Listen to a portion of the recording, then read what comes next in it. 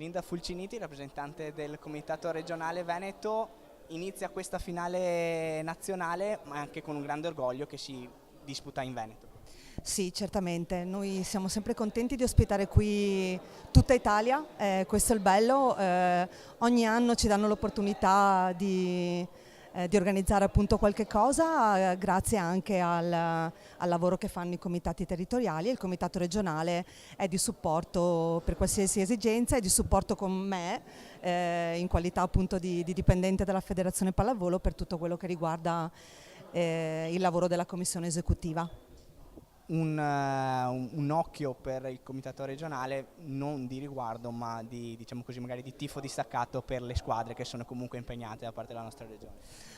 Beh, il mio personale ruolo e il comitato che rappresento mi impone di non, di non essere assolutamente di parte.